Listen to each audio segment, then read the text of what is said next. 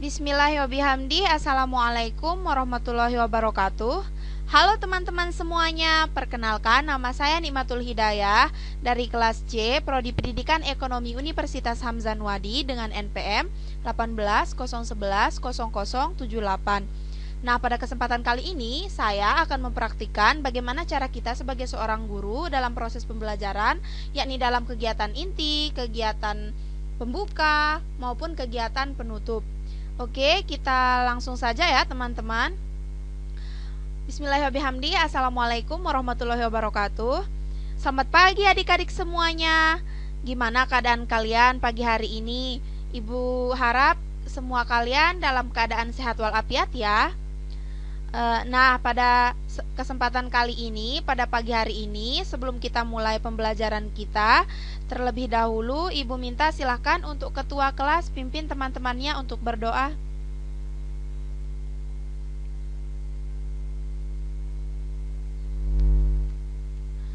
Baik, sebelum itu Ibu absen dulu ya.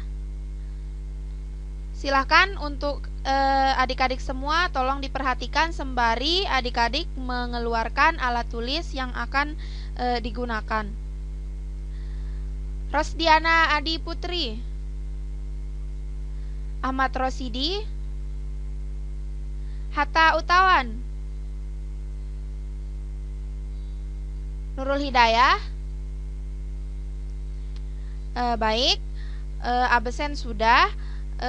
Jadi pada materi kita pertemuan kali ini kita akan membahas mengenai lembaga jasa keuangan dalam perekonomian Indonesia. Tapi sebelum itu Ibu mau tanya nih dari adik-adik semua, siapa yang masih ingat materi yang kita bahas pada minggu lalu? Iya, benar sekali Ahmad Rosidi. Kita membahas mengenai pelaku kegiatan ekonomi. Siapa yang masih ingat pelaku kegiatan ekonomi itu apa saja? Iya, benar sekali. Ada produksi, ada distribusi, dan juga ada konsumsi. Baik, Ibu rasa untuk pertemuan kemarin kalian sudah semuanya sudah paham ya? Oke, baik. Pada pertemuan kali ini kita akan membahas materi mengenai lembaga jasa keuangan dalam perekonomian Indonesia. Oke, kita mulai saja. Nah, pada slide pertama ini teman-teman mungkin belum tahu apa sih itu lembaga jasa keuangan. Mungkin dari teman-teman masih asing ya lembaga jasa keuangan itu apa. Nah, lembaga jasa keuangan di sini merupakan semua badan yang melalui kegiatan-kegiatan di bidang keuangan, yakni yang menarik uang dari masyarakat dan yang menyalurkan uang tersebut kembali kepada masyarakat. Oke, lanjut. Nah, pada materi lembaga jasa keuangan ini ada beberapa poin penting yang nantinya akan kita bahas. Namun untuk kali ini kita akan membahas seputar OJK saja. Oke.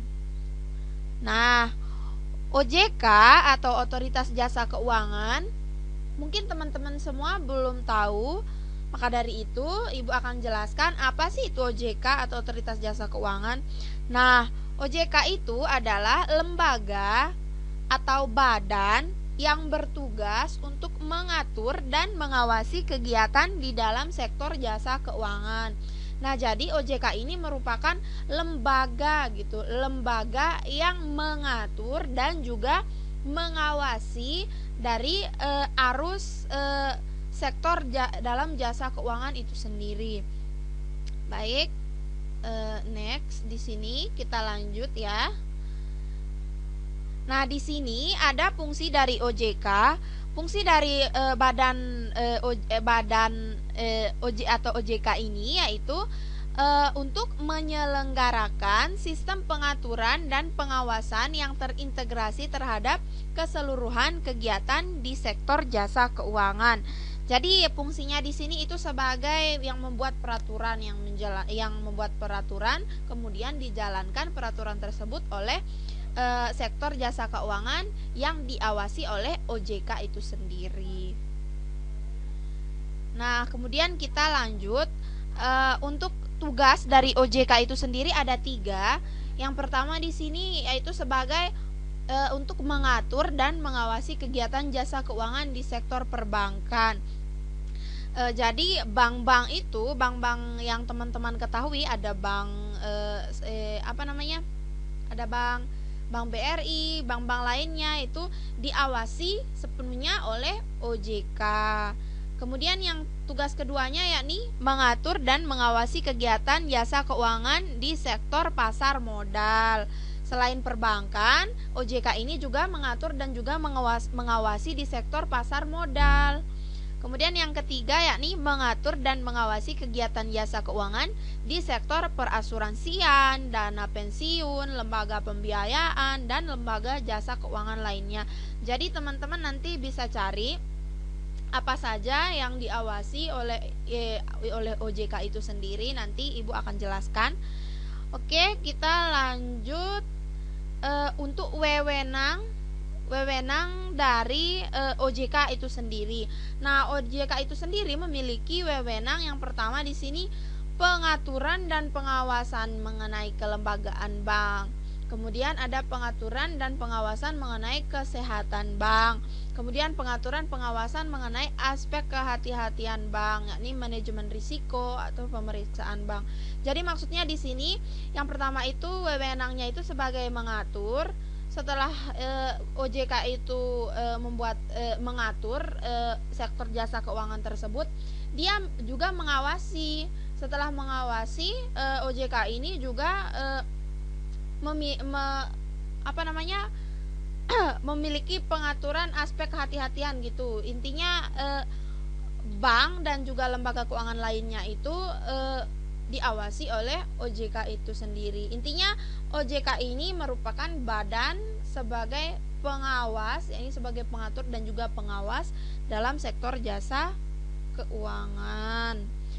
Baik, Ibu rasa cukup sampai sini ya adik-adik semua. Untuk untuk bank dan lembaga jasa keuangan lainnya kita bahasnya mungkin minggu selanjutnya. Silahkan mungkin dari penjelasan Ibu tadi mungkin ada yang adik-adik mau tanyakan. Silahkan, ada yang belum jelas mungkin. Silahkan. Rosdiana Adi Putri, ada yang mau ditanyakan? Ahmad Rosidi, Hatta Utawan? Tidak ada ya? Jadi Ibu rasa untuk pemaparan Ibu tadi kalian udah paham. Baik, sebelum kita menutup pertemuan kita pada kali ini, Ibu minta kalian nanti membagi diri menjadi beberapa kelompok. Kemudian pada pertemuan nanti itu kalian akan mempresentasikan hasil dari apa yang sudah kalian pelajari di rumah. Misalkan nanti bisa kalian cari di Google atau cari apa nanti terkait dengan materi yang Ibu jelaskan tadi nanti. Nah, itu yang akan kalian diskusikan bersama dengan teman kelompok kalian. Oke, baik. Jadi pertemuan kali ini kita cukupkan sampai di sini ya. Oke. Ibu rasa sekian untuk kata-kata yang salah atau perkataan Ibu yang kurang yang salah mohon dimaafkan. Semoga pada pertemuan kali ini kalian mendapatkan ilmu yang bermanfaat dan juga semoga barokah, dan semoga kalian juga dapat cepat memahami yang Ibu sampaikan tadi. Jangan lupa ya untuk besok dicari materinya lalu diskusikan. Oke, kita cukupkan sampai di sini. Wabillahi taufiq wal hidayah. Assalamualaikum warahmatullahi wabarakatuh. Baik teman-teman, sampai di situ saja video pembelajaran dari saya. Sekian, wabillahi taufiq wal hidayah. Assalamualaikum warahmatullahi wabarakatuh. Dadah.